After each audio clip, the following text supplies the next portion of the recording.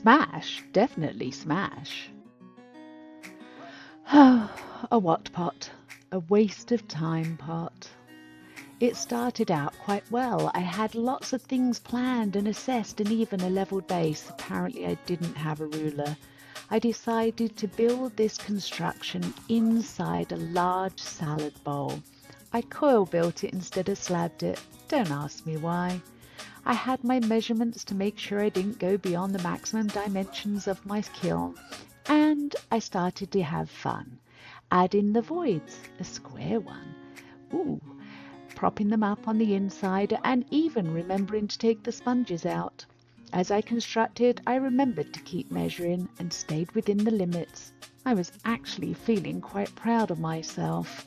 So now this was slab and coiled and repaired. Every step of the way it would crack and creak and I would have to fix repairs. Another sign it was going to be a W.O.T pot. Clay has a memory. A crack will return. Here are the voids, square, round, and these wonderful chimney tunnel-like ones that go all the way from the very top, all the way to the very bottom. Can you see that? Yep, it's exciting, isn't it? There was just one little hole that opened up throughout the whole vessel, almost as if it could have been a vase. But since when have I made anything functional? And then came the decoration, another waste of time.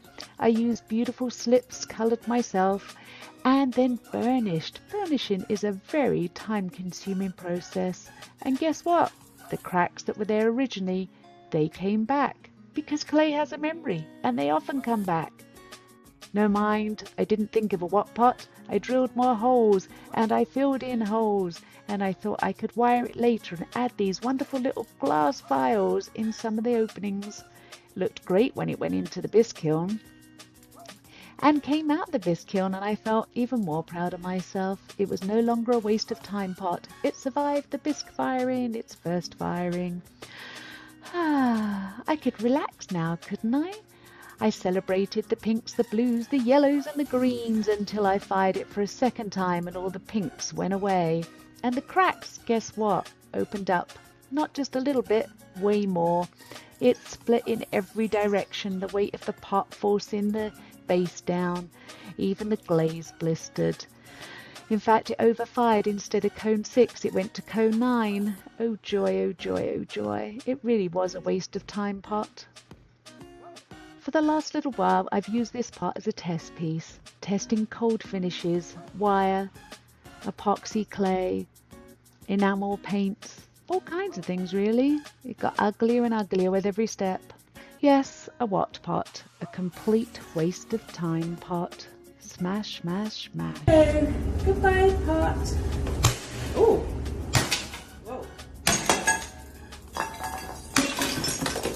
Now you can see the inside construction of those tubes.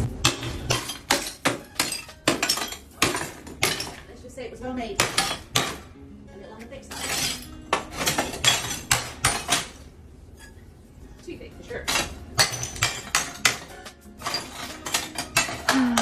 A W.O.T pot by Cheryl-Ann Webster. Sculpting and feeling every emotion this hammer did.